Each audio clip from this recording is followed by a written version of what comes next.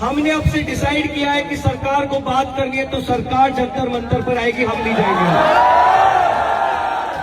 हमें शायद राजनीति नहीं आती, लेकिन हम इनकी तरह अनपढ़ गंवार नहीं है। मारना है मारो, पर कम से कम अपना नाम, अपनी वर्दी तो पहनकर मारो। तो सरकार को भी हम बता रहे कि कल जो हुआ वो ट्रेलर था, पिक्चर अभी बाकी है। दिल्लीतील सीजेपीच्या आंदोलनादरम्यान आशुतोष रांका यांनी भाजपचे जेपी नड्डा यांची भेट घेतली। दरम्यान या भेटीत काय झालं हा प्रश्न सर्वांनाच पडला होता। सीजेपी आणि बीजेपी यांच्यात काय बातचीत झाली, 4 तास बैठकीमध्ये काय घडलं हे आशुतोष रांका यांनी रात्री स्पष्ट केलं। मेन कोर्ट सारब को बुला के इन्होंने 4 घंटे वहां पे रखा। 2 घंटे तक हमें अपना फोन यूज नहीं करने दिया गया। एक समय हम लोग को ये लगने लग गया था कि हमको हाउस अरेस्ट कर लिया गया। हमें ना बाहर जाने दे रहे थे, हमें ना फोन यूज करने दे रहे थे। उसके बाद भी जब बातें पूरी हो गई, सरकार की तरफ से कोई रिस्पॉन्स नहीं आया। तो इसलिए हमने अब से डिसाइड किया है कि सरकार को बात करनी है तो सरकार जंतर मंतर पर आएगी, हम नहीं जाएंगे। एक रिक्वेस्ट है बस, मारना है मारो, पर कम से कम अपना नाम, अपनी वर्दी तो पहनकर मारो। छुप क्यों रहे हो सादे कपड़े में, सामने आकर मारो।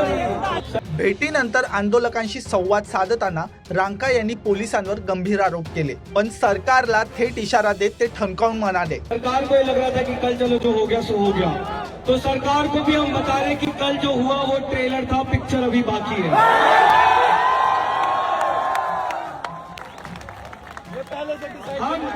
हमें शायद राजनीति नहीं आती, लेकिन हम इनकी तरह अनपढ़ गंवार नहीं है। हम अपनी गलतियों से सीखने वाले लोग हैं। तो अब सरकार को बात करनी है तो सरकार आएगी, जनता के सामने जंतर मंतर पर ही बातचीत होगी।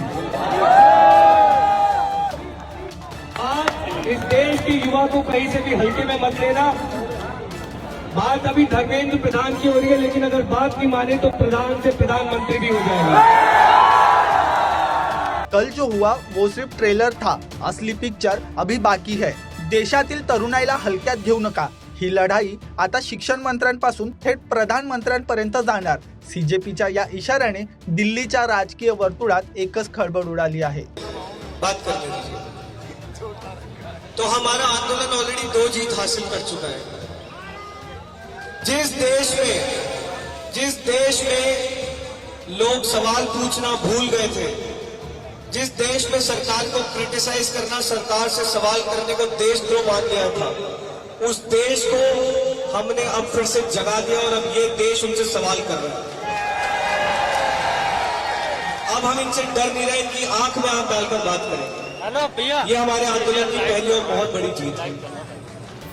दूसरी हमारी जीत, ये सरकार जो इतनी अकड़ में रहती है, जो 30 दिन से हमको कॉकरोच बोल रही थी, एंटी नेशनल बोल रही थी, टेररिस्ट बोल रही थी, वायरस बोल रही थी, उस सरकार को हमने झुकाया और सरकार ने बोला प्लीज आकर हमसे बात कर। हेलो मेरे भाई, प्लीज पीछे आ जाओ।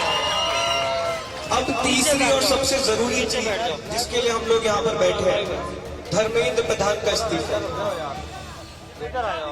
देगा तो देगा ही देगा, उसके दिए बिना यहाँ से हिलेंगे नहीं हम लोग। तो जब तक ये तीसरी जीत नहीं मिल जाती, हमें जंतर मंतर से हिलना है। हमें पता है आप में से कई लोग जॉब कर रहे हैं, छुट्टियां लेकर आ रहे हैं, लेकिन जो लड़ाई हम इस समय लड़ रहे हैं, वो एक ऐतिहासिक लड़ाई है। आप लोग देश को बचाने की लड़ाई लड़ रहे हैं। तो थोड़ा सा भी परेशानी हो रही है, मैं समझ सकता हूं। प्रोफेशनल लेवल पे परेशानी हो रही होगी, पर्सनल लेवल पे परेशानी, यहाँ पे बहुत फैसिलिटीज तो है नहीं। जितने भी स्टेजेस वगैरह थे सब तोड़ दिए, तिरपाल लगाए थे सब तोड़ दिए। मेरे को भी बताया गया कि दोनों सुलभ में भी पानी वानी आना बंद हो गया है, परेशान कर रहे हैं। लेकिन थोड़ी सी परेशानी और बहुत बड़ी क्रांति, बहुत बड़ा बदलाव।